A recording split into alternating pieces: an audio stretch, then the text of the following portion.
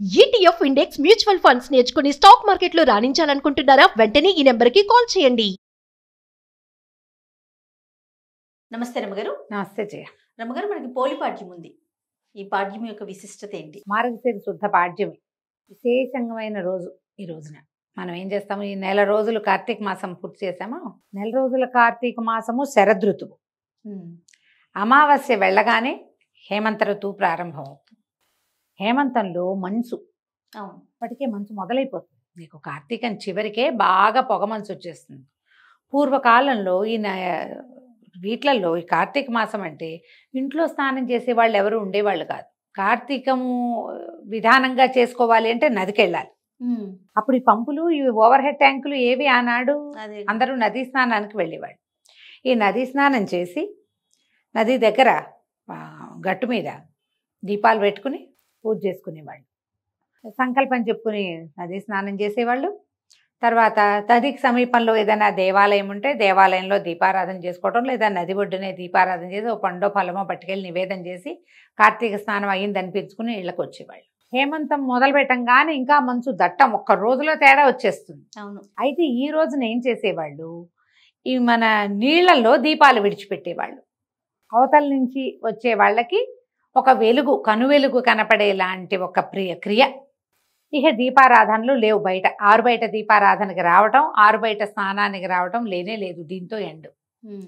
అమావాస్య నాడు పూజలు ముగించుకుని పాడ్యమి నాడు ఈ దారి దీపాలు, నీటి దీపాలని వదిలిపెట్టి నమస్కారం చేసుకునేవాళ్ళు. అరటి దొప్పల్లో కొద్దిగా చిన్న గుండు ఇవి చేసి ఒత్తులు, ఆవునేతితో తడిపిన ఒత్తుల్ని పెట్టి వెలిగించి నీటిలో దండం పెట్టి పసుపు కుంకుమ పువ్వులు అలంకారం చేసి కార్తీక దామోదర ప్రీత్యర్థము చిట్ట చివరి దీపాలు ఇవని నీటిలో వదిలిపెట్టేవాళ్ళు. ఈ ఒక్క నెల తప్ప, కార్తీకం తప్ప అసలు బయట దీపారాధనకి వెళ్ళేనేది ఏ సందర్భము మనకు కనపడదు. ఇది ఒక్కటే, ఈ ఒక్క నెలే కదా. అయితే ఏమైందట, ఈ పూర్వం ఈ ఇట్లా పూజలు చేసుకునే కాలంలో ఒక చాకలి కుటుంబంలో ఒక 5గురు మగ పిల్లలు ఉండేవాళ్ళు, రజకులు. 5గురు పిల్లలు ఉంటే ఆ అత్తగారికి, ఆవిడకి చాలా డంబంగా గ్రాండ్గా పూజ చేయటము, గొప్పగా మేము పూజ చేస్తాం, స్నానం చేస్తామని చెప్పుకోవటము, అలాంటి భావాలు ఉండేవి. అయితే వాళ్ళకి 5వ అబ్బాయి కూడా పెళ్లి చేశారు, ఆఖరి అబ్బాయి కూడా పెళ్ళయింది. 4 కోడళ్ళు అత్తగారితో కొంచెం తానా తందానా అనేవాళ్ళు. ఆఖరి కోడలుగా వచ్చినటువంటి పోలాలు, అమ్మాయి పేరు పోలి, పోలమ్మ పోలాలు అనేవాళ్ళు.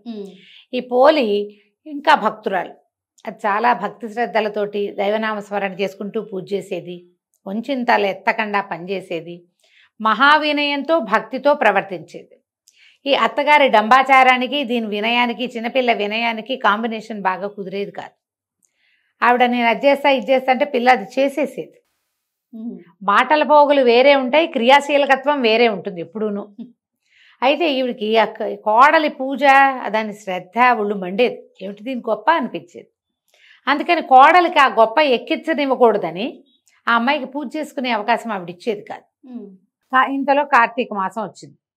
కార్తీక మాసం వస్తే అత్తగారు పెద్ద కోడళ్ళని 4గురిని తనతో పాటు కార్తీక స్నానాన్ని తీసుకెళ్ళేది. అత్తగారు మహాభక్తురాళ్ళని నమ్మేవాళ్ళు పెద్ద కోడళ్ళు.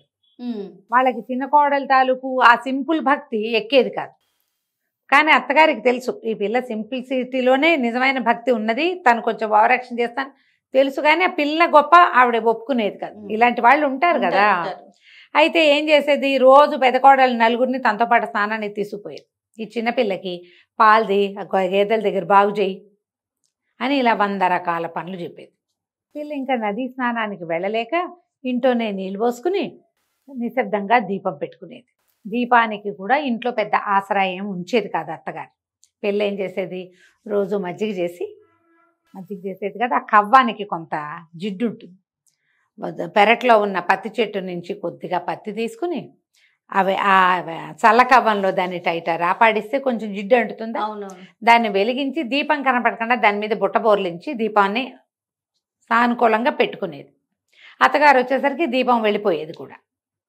దీపం పెట్టిందని పెద్దగా ఎవరికీ తెలియదు. తనకు దేవుడికి తెలిస్తే చాలు, జనాలు చూడటం ఎందుకు మన దీపాలు. ఇప్పుడు మనం ఎట్లా అయ్యాం, మనం ఏం చేస్తున్నామో ప్రపంచం అంతా చూడాలి. ప్రపంచం కోసమే, ప్రపంచం కాదు, మనం లేవు, దేవుడు అసలు లేడు. అసలు మిగిలిందంతా ప్రపంచమే. అవునండి. వాళ్ళకి చూపించాలి, వీళ్ళకి చూపించాలి, నేను ఇట్లా చేశాను, నాకు అంత బాగా వచ్చు, నాకు అదేమిటో వచ్చు. అసలు విషయాన్ని వదిలేస్తున్నాం. ఏంటేంటో కొత్త వింతలు, కొత్త పోకడలు, పూజా విధానంలో కూడా ఎన్ని తీసుకొచ్చేసారు ఎన్నో అమ్మగారు. ఎన్నో ఎన్నో పద్ధతులు. అవునండి. అంతే, ప్రపంచం కోసమే చేస్తాం. ఈ అమ్మాయికి ప్రపంచ పూజ లేదు, దైవ పూజ మాత్రమే ఉంది. నెల గడిచింది. నెల గడిచేసరికి చివరికి అమావాస్య నాడు వచ్చింది. అమావాస్య తెల్లవారితే పోలిపాడ్యమి. అందరూ స్నానాలకు వెళ్ళిపోయారు. నది ఒడ్డున దీపాలు వదిలిపెట్టారు. నదిలో దీపం మరి దీపాలు వదిలిపెట్టాలని క్రియ ఉందిగా. వాళ్ళంతా దీపాలు వదిలిపెట్టుకుని పటిక బెల్లాలు పంచిపెట్టుకుని అందరికీ ముత్తైదులకి బొట్లు కాటికలు పెట్టి బోల్డ్ చేసుకున్నారు. ఈ పిల్ల అయ్యో ఈ ఆఖరి రోజునైనా నీటిలో దీపం వదిలిపెట్టలేకపోతేనే ఇట్లా చేసుకున్నాను అని ఏం చేసింది, మళ్ళీ కాస్త ఒత్తి తీసి చిలికిన వెన్నని ఆ ఒత్తికి పట్టించి దీపం వెలిగించి ఏం చేసింది, దండం పెట్టుకుని నీటిలో వదలాలి. వాకిట్లో చాకటి బాణ ఉంది, వాళ్ళకి చాకింటి బాణ అంటారు. పెద్ద బాణలు ఉంటాయి రజకుల దగ్గర, ఇది వరకు ఉండేవి. ఇప్పుడు ఏం చేస్తున్నారో అని కమ్ము బిడవటం అని ఒక పద్ధతి ఉంటుంది. కమ్ము బిడవటం అంటే ఈ బాణని పొయ్యి మీద ఎక్కించి కింద మంట పెట్టి చవుడు సున్నము అవి వేసి బట్టలు, తెల్లటి బట్టలు అందులో పడేస్తే నీరు కావి రంగతపై తెల్లగా బట్టలు ఉడికి వాటి మధ్యలో ఇంచి ఉన్న మురికంతా పోయేదన్నమాట. కమ్ము పిడిచేవాళ్ళు. అదొక పద్ధతి ఉండేది. నా చిన్నప్పుడు నేను కూడా చూసేదాన్ని, నాకు బాగా తెలిసేది. బట్టలు కాగులో వేసేసేవాళ్ళు అనమాట.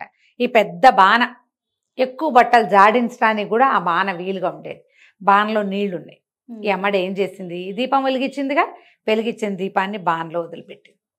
బాణలో అది ఇట్లా కదులుతో దండం పెట్టుకుంది. ఇదే నదనుకో నాయన, ఇదే నదనుకో, నేను ఇంతే చేయగలుగుతాను, కానీ పద్ధతి విధానం మాత్రం మానకుండా దండం పెట్టుకుంది.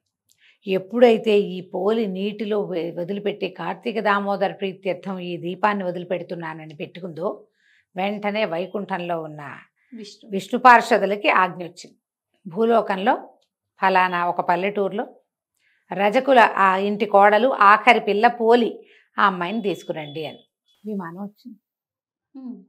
విమానం దిగుతోంది. పైనుంచి దిగుతుంటే ఈ చెరువు గట్టునున్న వాళ్ళంతా చూశారు. చూసి ఆ కోడళ్ళు అన్నారు, ఆహాహా మా అత్తగారు అద్భుతమైన భక్తురాలు, నెల రోజుల నుంచి తను దీపాలు పెట్టింది, తను స్నానం చేసింది, తను మంచి పని చేసింది, మాతో కూడా చేయించింది, మా అత్తగారి కోసమే విమానం వస్తుంది అనుకున్నారు. విమానం చెరువు గట్టున ఆగల, నది ఒడ్డున ఆగకుండా ఊళ్ళోకి వెళ్ళింది. ఊళ్ళోకి వెళ్ళి ఆ అమ్మాయిని, ఈ పోలమ్మని చేతులు పట్టి లోపలికి తీసుకున్నారు. విష్ణుమాల వీళ్ళు ఎలా ఉంటారంటే విష్ణు పార్షదులు సాక్షాత్ విష్ణు స్వరూపులుగా ఉంటారు. శంఖచక్రాలు ధరించి పద్మమాలాలంకృతులుగా ఉంటారు. మెడలో తామర పూల మాలలు ఉంటాయి.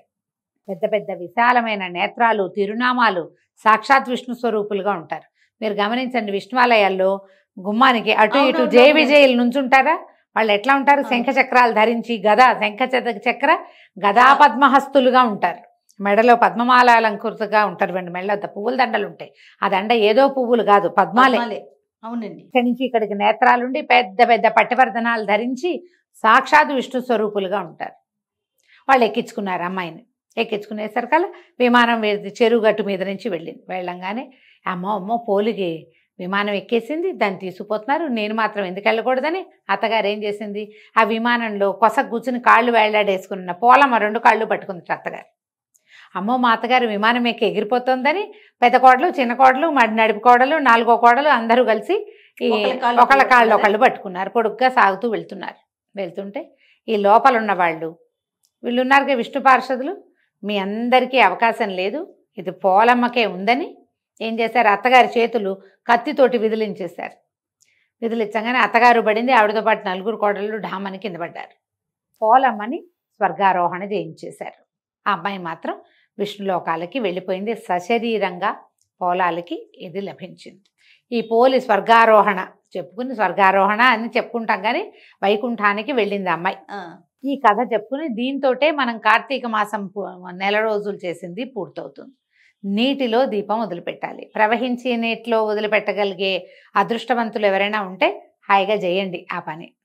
మనలాగా సిటీల్లో ఉన్న వాళ్ళు అలాంటివి చేయలేం కదా. అందుకని ఒక టబ్బులో నీళ్ళు వదిలిపెట్టి ఆ నీటిని కదిపి ఆ దీపం నడిచేలాగా చేసినా కూడా మంచిదే. అవకాశం ఉంటే అట్లా చేసుకోవాలి. మొన్న కృష్ణానదిలో స్నానం చేసి నేను అక్కడ మాత్రం దీపం విడిచిపెట్టి వచ్చాను. అవకాశం కుదిరింది, వెళ్ళాను. ఈ సంవత్సరం 2 రోజులు వరుసగా కృష్ణ స్నానం చేసాం మేము. అప్పుడు దీపం వదిలిపెట్టాను. సరే కార్తీకంలో ఎప్పుడైనా మంచిదే, చివరి ఈ పాడ్యమి నాడు చేస్తే ఇంకా మరీ ఎక్కువ విశేషం. మీ అవకాశాన్ని బట్టి చేసుకోండి. పోలిపాడ్యంతో మనకి కార్తీక మాసం వ్రతం పూర్తయినట్టు అనమాట. ఈ రోజున ఏం చేస్తాము మనము, ముత్తైదువులు ఎవరికైనా తాంబూలాలు ఇచ్చుకోవచ్చు. తెల్లవారుజామునే దీపాలు విడిచేస్తాం, రాత్రి కాదు. అవును, తెల్లవారే పాడ్యమి తెల్లవారుతోనే దీపం విడిచిపెట్టేసేయాలి, స్నానం చేయటం. దీంతో కార్తీక స్నానాలు కూడా ఎండనమాట. పొద్దున్నే తలార స్నానం చేయటం, పూజ చేసుకోవటం, శివ పూజ రోజువారీ ఏం చేసుకుంటున్నామో, గౌరీ పూజ శివ పూజ మనం ఏం చేసుకుంటున్నామో పూజ చేసి దీపాన్ని నీటిలో విడిచిపెట్టి ఆ దీపాన్ని కొంచెం బెల్లం నివేదన చేసి కాస్త ఒక అగరత్తి వెలిగించి పసుపు కుంకుమ 2 పువ్వులు పెట్టి దండం పెట్టుకుని పోలమ్మ వెళ్ళిరా అమ్మ క్షేమంగా అని చెప్పి ఆ దీపాన్ని నీటిలో వదిలిపెట్టేసేయాలి. ఇలాగా మనం పోలిపాడ్యమి పూజని పూర్తి చేసుకుంటాం. నమస్తే. నమస్తే.